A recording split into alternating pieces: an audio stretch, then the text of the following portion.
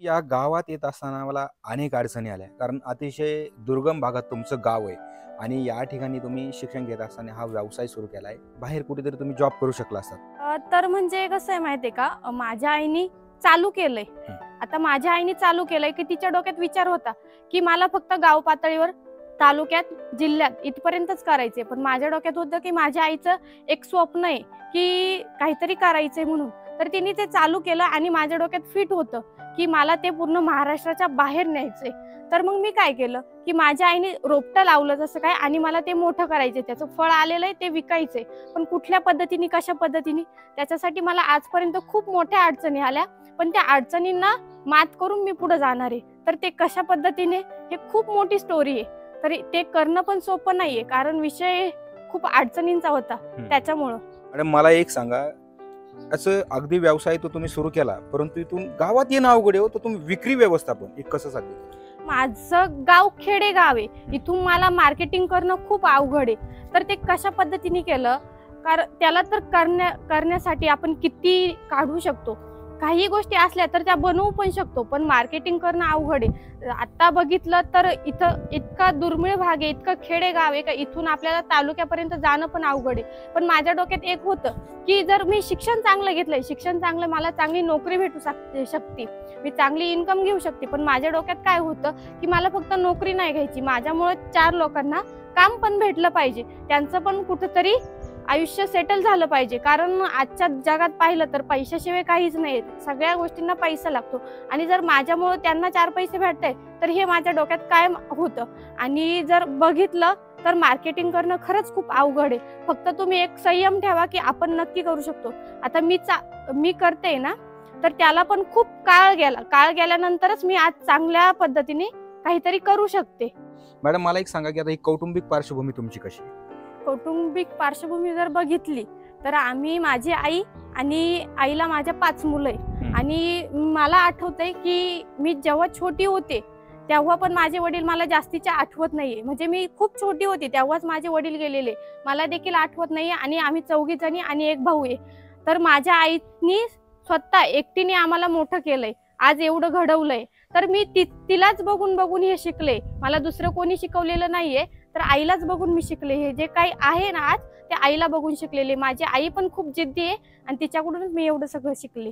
तुमचा व्यवसाय कुठला आहे, तो कशा पद्धतीत केला जातो, आपल्या प्रेक्षकांना पाहायला ते आवडेल. त्यामुळे आता तुम्ही आम्हाला तुमच्या व्यवसायाकडे घेऊन चला. तर चला सर, मी तुम्हाला माझ्या प्लांट वरती घेऊन जाते, चला.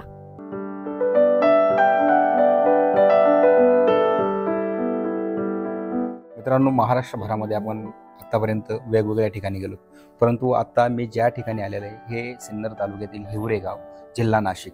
या ठिकाणी येत असताना एक प्रकर्षाने जाणवलं की अगदी तर रस्ते नाहीत येण्यासाठी आणि अतिशय दुर्गम भागातील हे गाव आहे. परंतु या ठिकाणी या आईने एक रोपटं लावलं आणि त्यांच्या मुलीने ते पुढे वाढवण्याचं काम केलं. जिथे अगदी पायाभूत सुविधा नाही तिथं जगण्याची वणवा आहे, अशा गावामधून छोटासा व्यवसाय उभा करून तो संबंध महाराष्ट्रभरामध्ये प्रसार आणि प्रचार त्याचा या ताईंनी केलेला आहे. शेतीला पर्याय म्हणून हा त्यांनी या ठिकाणी व्यवसाय सुरू केला होता. हा व्हिडिओ त्या लोकांसाठी आहे ज्या महिला आपल्या घरामध्ये चूल आणि मूल त्या पलीकडे जाऊन त्यांना काम करायचंय, त्या महिलांसाठी आजचा व्हिडिओ आहे. त्यामुळे हा व्हिडिओ तुम्ही शेवटपर्यंत पहा की हा उद्योग नेमका चालतो कसा आणि अगदी छोट्या 10 बाय 10च्या रूममध्येही तुम्ही हे घरून व्यवसाय कशा प्रकारे सुरू करू शकतात, इत्तमभूत माहिती जाणून घेण्यासाठी हा व्हिडिओ शेवटपर्यंत पहा. तर आता आपण हे बघा, हे मशरूमचे बेड आहे. आपण कुठला बिझनेस करतोय तो म्हणजे मशरूमचा. तर मशरूमच्या बिझनेस साठी आपण फक्त 10 बाय 20ची जागा वापरतो. याच्यासाठी जास्त जागेची पण गरज नाही. आणि 10 बाय 20च्या जागेत मी आज 300 बेड चालू ठेवले. माझे डेलीला माझं मशरूम निघतंय. तर अवघड नाहीये की तुम्हाला जास्त जागा पाहिजे असं पण नाही. सुरुवात म्हणजे बघितली ना, तर सुरुवातीला माझी आई आणि तिची 15 महिलांची टीम काम करत होती. त्यांनी केलं, वर्षभर केलं, पण त्यांना मार्केटिंगचा खूप प्रॉब्लेम येत होता. तेव्हापासून मी पण याच्यात थोडीशी येत राहिले, एक टाइमपास म्हणून येत राहिले. पण हळूहळू करून मला त्याच्यात आवड निर्माण झाली आणि मला असं देखील वाटलं की आई करते तर तिने चालू केलंय ना, ते मी नक्कीच मोठं करू शकते. म्हणून मी निर्णय घेतला की आपला पूर्ण वेळ इथं दिला पाहिजे. आपण बाहेर जाऊन 4 पैसे कमवण्यापेक्षा इथून आपण चांगली इन्कम कमवू शकतो. म्हणून मी पण आईला मदत केली आणि तशाच प्रकारे मी आज 20 किलोचं मशरूम, 15 किलोचं मशरूम डेली पण देऊ शकते. इथपर्यंत एवढी मोठी सायकल आज तयार झाली आमची. आता मशरूम हा व्यवसाय म्हण किंवा शेती सुरू करण्यासाठी आपल्याला अत्यावश्यक घटक कोणते आहेत? तर म्हणजे खास म्हणजे तुम्हाला भुस्सा लागणार आहे. आता गव्हाचा, सोयाबीनचा, भाताचा तिन्हीपैकी कुठलाही वापरू शकता. त्याच्यानंतर आपल्याला लागतं ते म्हणजे बियाणं. आता बियाणं पण काही वेगळं नाही, आपला गहू असतो ना त्याचंच बियाणं येते.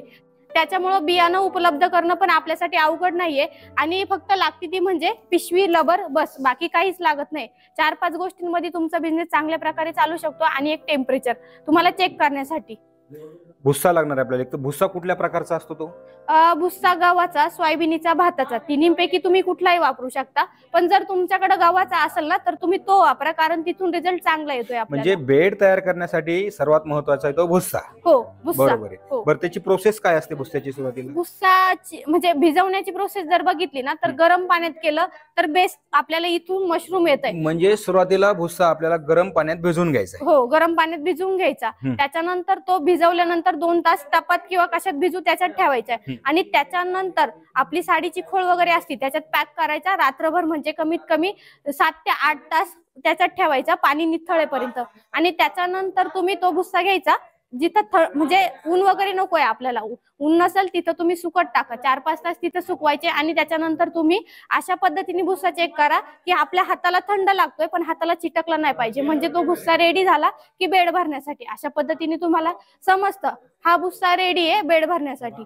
अच्छा, हा भुस्सा रेडी आहे आता बेड भरण्यासाठी. त्याच्यानंतर मग भुस्सा रेडी झाल्यानंतर तुम्ही बेडला सुरुवात करायची. हो, बेड भरण्यासाठी. त्याची प्रोसेस कशी असते तुमची? बेड भरण्याची पण प्रोसेस तशी बघितली तर सोपी, पण नवीन माणसासाठी ती अवघड आहे. जे आपल्याला पिशवी असते ना त्याला खालून 2 साईडनी पॅक असते, एक साईडनी पॅक असते, एक साईडनी मोकळी असते. तर आपल्याला ह्या पिशवीचा बनवायचा तो म्हणजे डब्बा. का तर आपली बॅग एकदम व्यवस्थित पद्धतीने भरली पाहिजे त्याच्यासाठी.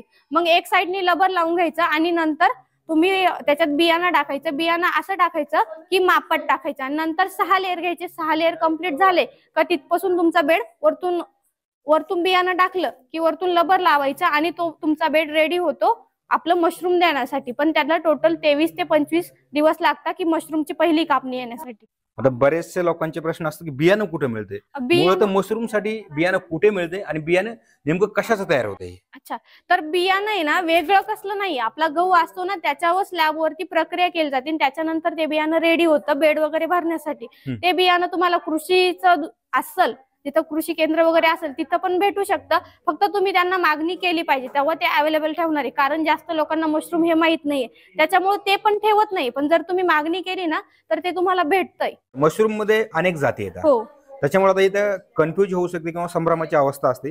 अशा वेळेस कुठल्या जातीची निवड करणं योग्य ठरतं? योग्य म्हणजे मशरूमच्या आता तशा बघितलं तर 150 जाती आहे. त्याच्यातून 15 खाण्याच्या आहे आणि एक ऑयस्टर आणि एक बटन मशरूम आहे. तर ऑयस्टरचं कसं आहे का ऑयस्टर पासून आपल्या शरीराला फायदा आहे. बीपी, शुगर, कॅन्सर, वजन वगैरे कमी करण्यासाठी. आणि ऑयस्टर पासून बनवलं पण खूप जातं. चॉकलेट, बिस्किट, पापड, लोणचं, भाजी, ड्राय केलेलं त्याची पावडर पण बनली जाते. त्याच्यामुळे तुम्ही जितकं मशरूम लोकांना द्याल तितकी मागणी वाढणार आहे. फक्त तुम्ही लोकांपर्यंत ते पोहोचवा तेव्हाच त्याची मागणी वाढणार आहे. बरोबर आहे. सर्वात महत्वाचा एक प्रश्न आहे, लागवड झाल्यापासून हार्वेस्टिंगला किती दिवस लागतात? हार्वेस्टिंगला सपोज आज आपण 1 तारीख आहे, 1 तारखेला बेड भरला ना तर टोटल 23 ते 25 दिवसाच्या आत पहिली कापणी होती आपली. 23 ते 25 दिवसात पहिली दिवसात, कापणी हो. आहे. बर, आता जसं आपण म्हणतो एका बेडला साधारण किती किलो पर्यंत आपल्याला मशरूम भेटतं? एका बेडला जर आता आम्ही करतो ना आमच्या पद्धतीने तर आम्हाला एका बेडला 3 किलो ते 3.5 किलो पण मशरूम भेटते. अच्छा. हो. आणि जसं तू आता सांगितलंस की हे 10 बाय 20 ची रूम आहे. हो. त्याच्यामुळे अगदी छोट्या जागेत तू आता हा व्यवसाय सुरू केलाय. हो. खरं तर प्रेक्षकांनो, महाराष्ट्रातील अनेक महिलांसाठी, तरुणांसाठी आजचा हा प्रेरणादायी व्हिडिओ यासाठी मी म्हणतोय की ताईचं शिक्षण झालंय, ताई कुठेही जॉब करू शकली असती, परंतु आपल्या गावात छोटा उद्योग सुरू करून महाराष्ट्रभरामधले त्या इथून प्रोडक्ट विकत आहेत. अशा काही नवनवीन आयडिया महाराष्ट्रात गेल्या पाहिजे त्या दृष्टिकोनातून आपण महाराष्ट्रभरामध्ये फिरत असतो. त्या अनुषंगाने आता आपण इथं आलेलो आहोत आणि ताईंचा अभ्यास पाहता प्रत्येक मुद्द्यावरती आता या ठिकाणी बोलत आहोत. आपला हा उद्देश आहे की हा व्यवसाय प्रत्येक गावगाड्यात गेला पाहिजे. अगदी लागवडीपासून हार्वेस्टिंग पर्यंत याचं मार्केटिंग कसं करायचं या व्हिडिओमध्ये आपण माहिती घेत आहोत आणि ताई आपल्याला त्या प्रकारे आता माहिती देत आहेत. आता एक सर्वात महत्वाचा प्रश्न उरतो, कारण मशरूम बाबतीत तितकी जनजागृती आतापर्यंत तरी झालेली नाही. हो, झालेली जसं आता तुझ्या आईने सांगितलं की याला एक तर कुत्र्याच्या छत्र्या वगैरे काही असं नावाने संबोधलं जातं. हो. त्यामुळे वेगवेगळी विशेषणं या भोवती लावली जातात. हो हो, त्यामुळे विक्री व्यवस्थापन हा सर्वात महत्वाचा घटक महत्वाचा आहे. प्रश्न. आता तुम्हाला सांगितलं, तुम्हाला एक संख्या द्यायची, विक्री कशी करते? तर याच्यासाठी मार्केट म्हणजे आता मी माझं मार्केट चालू केलं ते म्हणजे हॉटेल सारख्या ठिकाणं, मॉल सारख्या ठिकाणी, किरकोळ बाजार सगळ्या पद्धतीचा मी वापर केला आणि माझं मशरूम प्रत्येक ठिकाणी म्हणजे पूर्ण महाराष्ट्रात जाण्याचं मी हे पूर्ण महाराष्ट्रात मी माझं मशरूम पोहोचवते. तर मग तुम्ही हॉटेल सारख्या ठिकाणी तुम्ही जाता तिथं मशरूम खाता, तुम्हाला माहिती नाही ना कुठून येत आहे, तर हॉटेल सारख्या ठिकाणी पण मशरूम खूप चांगल्या प्रमाणात वापरलं जातं किंवा मॉलला पण वापरलं जातं. तुम्ही तिथेही तुमचं मशरूम सेल करू शकता चांगल्या पद्धतीने. फक्त तुम्ही तुमचं नेटवर्क वाढवा. नेटवर्क वाढवली की तुमच्या मशरूमला चांगल्या पद्धतीने मागणी येणार आहे. फक्त तुम्हाला तिथपर्यंत गेलं पाहिजे की समोरच्याला समजलं पाहिजे आपल्याकडे मशरूम आहे, तेव्हाच समोरचा व्यक्ती आपल्याकडे येणार आहे. त्याच्यामुळे पहिलं तुम्ही लोकांना सांगा की तुमच्याकडे मशरूम बनवले जातं. सर्वात महत्वाचं, मशरूम हे आरोग्याच्या दृष्टीने फायद्याचं आहे असं बोललं जातं, ऐकिवात आहे. तू काय सांगशील, कशा पद्धतीत फायद्याचं ठरते? खरंच फायद्याचं आहे. जर आपल्या आजच्या दुनियेत जर बघितलं ना, तर गोळ्या वगैरे घेऊन प्रत्येक जण थकलाय. तर जर खाण्यापासून तुम्हाला फायदा होतोय ना, तर आपल्या ऑयस्टर मशरूम पासून आहे ना बीपी, शुगर, कॅन्सर म्हणजे तब्येत वजन कमी करण्यासाठी खूप सारा फायदा आहे. फक्त लोकांना ते माहित नाहीये. त्याच्यामुळे काय होतंय, ज्यांना माहित आहे ते चांगल्या प्रमाणात खाते आणि त्यांना रिझल्ट पण भेटतोय. पण ज्यांना कुणाला माहित नाही ना, त्यांनी पण इथून पुढे चांगल्या प्रमाणात मशरूम खाल्लं पाहिजे. जर आपल्या शरीरासाठी चांगलं योग्य तर खायला अडचणच नाहीये बिलकुल पण. बरोबर आहे. आता हे झालं फायद्याच्या बाबतीत तू सांगितलंस. मशरूम पासून आपण कुठल्या प्रकारचे प्रोडक्ट आणखी बनवू शकतो? अच्छा, तर आपण मशरूम पासून आहे ना चॉकलेट, बिस्किट, पापड, लोणचं, आपले याच्यापासून सूप असतं ना त्याची पावडर पण बनली जाते, भाजी पण बनली जाते, ड्राय पण बनलं जातं. म्हणजे असं नाही की आपलं मशरूम कुठं वेस्ट जाते, प्रत्येक ठिकाणी आपल्या मशरूमचा वापर होतोय. आता मी पाहिलं इथं सकाळपासून अगदी महाराष्ट्रातील प्रत्येक जिल्ह्यातील मंडळी तर ट्रेनिंगसाठी तुझ्याकडे येते. हो तर तू ट्रेनिंग पण देतेस हो, ट्रेनिंग पण देते. का? ते कसं पण आहे? चांगल्या प्रमाणात म्हणजे व्यवस्थित पद्धतीने आणि लोकांना पण फायदा झाला पाहिजे याच पद्धतीने ट्रेनिंग बरं, देते. काय तुझं शेड्यूल असं ट्रेनिंगचं? ट्रेनिंगचं माझं कुठलं शेड्यूल नाहीये. फक्त कसं आहे की त्यांना जेव्हा यायचं ना एक दिवस मला आधी सांगा, तशी मला माझ्या पद्धतीने तयारी करावी लागते त्याची. बरं. त्याच्यामुळे बाकी वेगळं काहीच नाही. तुमच्या वेळेत कधी पण या, फक्त एक दिवस पहिले मला कळवा. आतापर्यंत आपण पाहिले पॉझिटिव्ह बाजू, परंतु याच्यामध्ये निगेटिव्ह, प्रत्येक गोष्टीच्या काही निगेटिव्ह बाजू असतात. हा. याच्यामध्ये जर नकारात्मक बाबीचा विचार केला तर त्या कुठल्या आहे? जर आपण याच्याकडे लक्ष नाही दिलं तर आपल्या खूप गोष्टी चांगल्या पद्धतीने होणार नाहीये. तर तुम्हाला काय करायचंय, जेव्हा कधी तुम्ही भुस्सा वगैरे भिजवता तिथं पण व्यवस्थित लक्ष दिलं पाहिजे. किंवा बेड भरून नुसता ठेवलाय पण तुम्ही तुमचा पाहिजे तो वेळ बेडला दिला नाहीये. जास्त वेळ द्यायची गरज नाहीये, पण वेळ आहे, प्रत्येकाला वेळ द्यावा लागतो. तसं प्रत्येक बेडपर्यंत आपण पोहोचलो पण पाहिजे. जरी ह्या बेडला काहीतरी झालंय पण तुम्ही त्याच्यापर्यंत पोहोचलेच नाही आणि तुम्हाला कळालं नाही की तो बेड कशामुळे खराब होतोय, जर तुमचं लक्ष गेलं तर तो चांगल्या पद्धतीने तुम्ही नंतर रिकवर पण करू शकणार आहे. फक्त आपण त्याच्यापर्यंत पोहोचलो पाहिजे. निगेटिव्ह जर बघितलं तर यात एवढं पण निगेटिव्ह नाहीये, पण प्रत्येक गोष्टीपर्यंत पोहोचलं पाहिजे. तेव्हाच तुमचा बेड पण व्यवस्थित सक्सेस होणार आहे, तुमचा प्लांट पण चांगल्या प्रमाणात व्यवस्थित चालू शकणार आहे. फक्त तुम्ही वेळ द्या, प्रत्येक गोष्टीला वेळ द्यावा लागतो आणि याला पण जास्त वेळ नाही, थोडा टाइम द्या, पण द्यावा लागणार आहे. बरं, आता एक प्रकारे शेतीच आहे. हो. इतर पिकावर ज्या प्रमाणात काही रोग येत आहेत, हा. मग त्यावर त्या उपाययोजना केल्या जातात. पहिलं तर याच्यावर काही रोग येतात का, किंवा अळीचा प्रादुर्भाव असं काही होतं का? याच्यावर रोग म्हणजे कसं आहे माहिती का, आळी लागती. पण आळी लागल्यानंतर याला तुम्ही आपण देतोय तर ऑर्गॅनिक, बरोबर ना? तर मग ऑर्गॅनिक देतोय तर आळी वगैरे नाही. आळी लागती तेव्हा हा बेड आपला जो चांगला बेड असतो तो 25 दिवस घेतो ना, तर हा बेड 30 ते 35-32 दिवस घेतो. रिकवर होतो पण हळूहळू होतो. असं नाही की आळी लागली मग आपल्याला फेकून द्यावा लागतो, असं बिलकुल पण नाहीये. वेळ घेतोय तो रिकवर व्हायला, जास्तीचे 5-7 दिवस घेतो एक बेड. मग ते रिकवर होते? हो, रिकवर होण्याची पद्धत ऑटोमॅटिक आहे की त्याच्यावर काही ऑटोमॅटिक होती. उपाययोजना? जशी जशी बुरशी चढती ना तशी तशी ती आळी असते ती मरत चालती. तर प्रेक्षकांनो, तुम्ही पाहू शकता अगदी 10 बाय 10च्या रूम मध्ये यांनी ही शेती केलेली. या शेतीसाठी ना तुम्हाला पाणी लागणार आहे, पाणी लागणार नाही म्हणजे अगदी कमी लागणार आहे. आणि दुसरं म्हणजे मातीची गरज नाही. फक्त भुस्सा, अगदी गव्हाचा भुस्सा असेल, सोयाबीनचा भुस्सा असेल, त्या भुस्साच्या माध्यमातून ही शेती केली जाते. आता सर्वात महत्वाचा एक मुद्दा आहे की महाराष्ट्रभरामध्ये आपल्या 2 सीझन आहेत एक शेतीमधले, एक तर रब्बी आणि दुसरा खरीप. हे 2च सीझन मध्ये आपण ते वेगवेगळे पिकं घेऊ शकतो. परंतु यासाठी कुठला सीझन नाही, 12 महिने चालणारा व्यवसाय. यासाठी फक्त काही काळ असतात जे उष्णतेचे, त्या ठिकाणी तुम्हाला टेम्परेचर मेंटेन करणे. तर मला सांगा की याला आपल्याला टेम्परेचर किती लागते? त्याला बघा, मी दाखवते तुम्हाला. आता हे वरती कौल आहे तुमच्या? वरती कौल आहे. तर कौलातून उन्हाची तीव्रता आणि कौलामधून पडणारी जी धूळ आहे ती माझ्या जे बेड भरलेले हे यांच्यावर पडू नये म्हणून मी त्यासाठी काय तुम्ही केलं, नेट. त्यासाठी मी नेट लावले. आणि जेव्हा टेम्परेचर मेंटेन्स करायचे त्यावेळेस माझ्या या बाजूनी खिडक्या, या पडद्याच्या आड खिडक्या आहे, त्या खिडक्यांना मी गार कॉटन कपडा लावते. प्लस ही खाली जी फरची लादी आहे तिच्यावर मी पोते, म्हणजे असं कसं आपण म्हणतो एक मोठे शिवून खोळी तयार केली, ती त्याच्यावर आज जर टाकली उद्या ठेवते आणि परवा दिवशी तिच्यात जीवाणू तयार होऊ नये म्हणून ते मी उचलून घेते. असं करते. त्यानुसार माझं टेम्परेचर मेंटेनन्स करते. बेडची साईज किती आहे? बेडची साईज माझी आहे साधारण आहे 3.5, 4, 4.25 पर्यंत. एका बेड मध्ये किती भुसा बसतो? सुक्का भुस्सा अंदाज केला तर 1 किलोच असेल. 1 किलो. बरोबर आहे. लागवडीपासून हार्वेस्टिंगचा कालावधी किती? 90 दिवस, 80 ते 90 दिवसासाठी. हार्वेस्टिंग 80 ते 90. हार्वेस्टिंग पहिली हार्वेस्टिंग होईल ती 25 दिवसात. पण आपण बेड काढून टाकणार म्हणजे बेडचा कालावधी म्हणताय? बेडचा कालावधी 80 ते 90 दिवस. अच्छा. आणि एका 80 ते 90 दिवसामध्ये आपण त्याच्यामध्ये किती पीक घेऊ शकतो? म्हणजे त्याच्यात अंदाजे साधारण 2, 2.25, 2.5 किलो पर्यंत. एका बेडचं किती उत्पादन असेल? 2 ते 2.5 किलो. 2 ते 2.5 किलो. 2 ते 2.5. याची एका बेडची एक्सपायरी आहे 80 ते 90 दिवस तो चालणार आहे आणि 20 ते 25 दिवसाला प्रत्येक हार्वेस्टिंगला येणार आहे. पहिले 20 ते 25 बेड तयार केल्यानंतर पहिले 25 दिवसाच्या आतच त्याची पहिली हार्वेस्टिंग होणार. त्यानंतर 10 ते 12 दिवसांनी दुसरी सायकल चालू होणार. त्यानंतर पुन्हा थांबून 10 ते 12 दिवसांनी, म्हणजे असं 70-80 दिवसामध्ये आपला बेड निकामी होणार. किती रुपये किलो विकतात?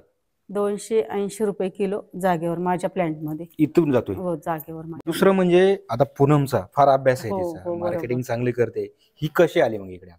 आणि मुद्दा काय माहितीये का, आता तिच्या वयाच्या मुलीत बाहेर जॉब करतात, शिक्षण घेतायत, तुम्ही गावात ठेवलं, व्यवसायात आणले.